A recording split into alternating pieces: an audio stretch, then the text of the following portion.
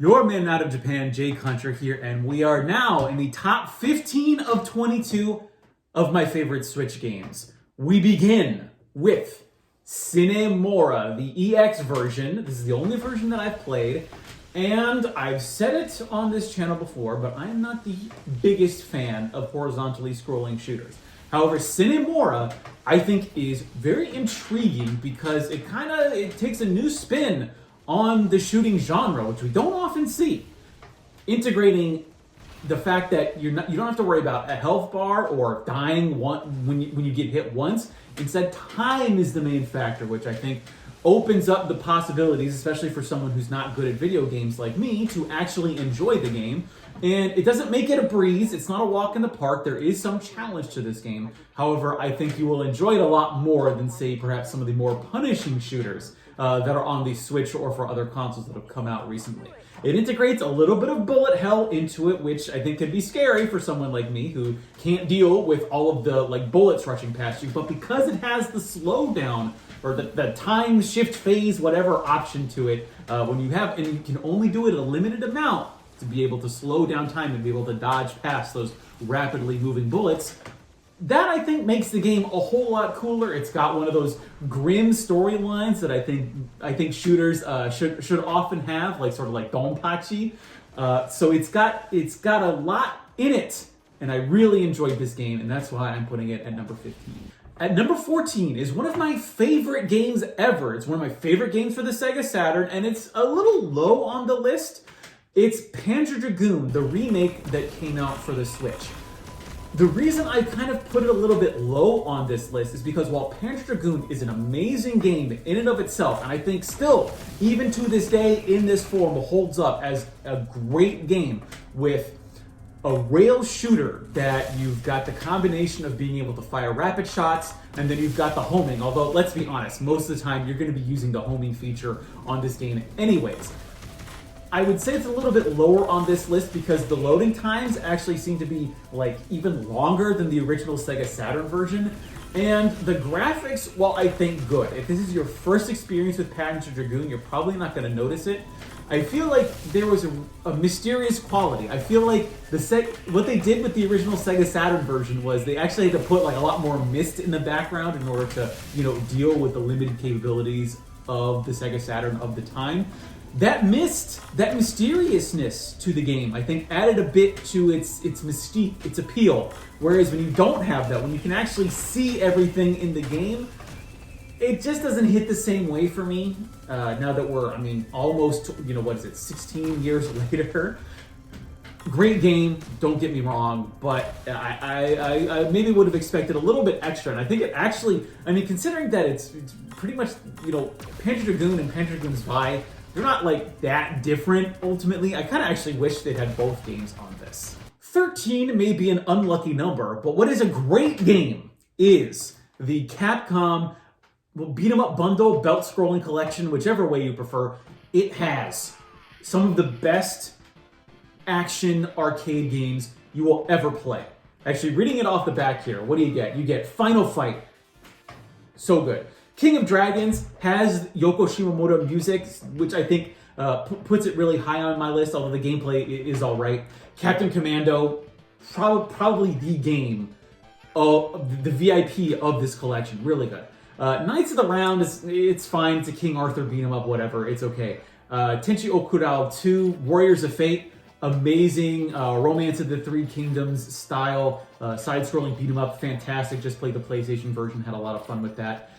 Powered Gear, the first time this has been put onto a console. That's a great game where you're rolling around in a mech and you get to have you can equip or you can pick up different weapons that are available in the game. That's very fun. And then Battle Circuit, amazing graphics, funny story, really, really good action gameplay there. We're talking, seven of the best arcade beat 'em ups that have ever been released. And they shine very, very brightly on the Switch. It's almost a guarantee there's going to be a spicy take in each one of these videos, and at number 12 is The Legend of Zelda Breath of the Wild.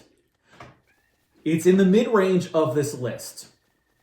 Despite being a great game, there's a lot of good that people have said about Breath of the Wild. But I will tell you that I'm not a big fan of having to craft stuff while you're in the middle of a thing. Actually, that's more of a slight against Horizon Zero Dawn, which is basically just Breath of the Wild, only in the future past or whatever. With Breath of the Wild, because of the item durability, because of the item scarcity, I was just not the biggest fan of this game. The world was almost too big and sort of too unnavigable for me, to where whenever I actually played Wind Waker, after I played Wind Waker again, after I played Twilight Princess again, after playing Breath of the Wild, I actually kind of appreciated those games more after having played Breath of the Wild. Now, of course, again, it's not a terrible game. I put, 30, 35 hours into this and I cleared it. And that final boss battle, oh my god, if it wasn't for the Twilight Princess boss battle against Ganon, this would probably have the best ending boss fight of any Zelda game out there. Which is saying something for an amazing series, but it unleashed a lot of feels in me. I think it's got a great story. It's told in a really weird way, which maybe I don't like Breath of the Wild as much because I don't like change. I just wanted to play the older Zelda games, and change is bad, which is why this is coming in at number 12. At number 11, we have Smash Ultimate, or, well, I don't know, it's Daidanto Smash Brothers Special. I think that's Ultimate in English. I'm amazed at how they kept putting out new Smash games that were better and better and better. And while I think that Melee is probably the best Smash out there still, I think Melee delivers the best single-player experience. Smash Ultimate delivers the best multiplayer experience, and actually being able to bring people together and everyone can choose their favorite characters because there's just so many options available. Smash Ultimate is a great game, but just because the single player isn't there, and obviously recently we haven't had the opportunity to get everyone into a single room to play this game, that it's not as high as it could be. It's not as high as I would rate, say, Smash Brothers Melee, just because of that single player, which is good, but it's just not the single player that I enjoy playing, and that's why it's coming in at number 11. Bringing us into the top 10 is Hollow Knight. This really got me interested in Metroidvania games that are not Metroid or Castlevania, which weirdly enough are exclusively the only Metroidvanias that I've actually played. But when I got into playing Hollow Knight, I was amazed at what they were able to do and how they were able to, and I think where Hollow Knight stands in contrast to Bloodstained is Hollow Knight sort of pares away all of just the ridiculous things that you can do, all of the items that you need, all the special abilities that you need in, say, a Bloodstained or a Castlevania or even a Metroid, where it sort of just like boils it down to the necessary components. Okay, you can move around the world and you don't have a double jump, so where can you go? Oh, now you have the double jump. Now where can you go? And because it's not doing like an RPG system like Bloodstained where you have all these levels and health bars, because it's like, all right, you have basically 5 hits and you're dead. Okay, yeah, you can add in the ability to focus and to regain your health. It does, I think, have challenge without being annoying. Whereas Bloodstained is annoying because when you die, you have to go back to where you saved and you've basically lost all of your progress, you've lost everything. Whereas with Hollow Knight, being able to, yes, okay, you go back to where you saved, but as long as you can, defeat the spirit that's left behind, you can get all of your money back coins. I don't know what it's actually technically called. But you at least keep your skills. The items aren't really that important. You don't have to worry about carrying all of these potions or having to concoct all of these different recipes for food that will give you stat bonuses. You don't have to worry about your stats. You just have to, read your opponents and defeat them by learning what they do, which is what I think Hollow Knight really focuses in on, and that's why I think it is a fantastic game. At number 9, and the game that I think I want to end the video on, is Ys Origin. This was a real shocker to me. I was really surprised by what this game gave to me, because when you actually play through it, it actually looks like a pretty low-budget game, which I have to guess that it is. But it does so much with, I feel like, what were limited resources, where the in-game sprites, the characters that you're controlling, look so good. They look so cute, but very polished.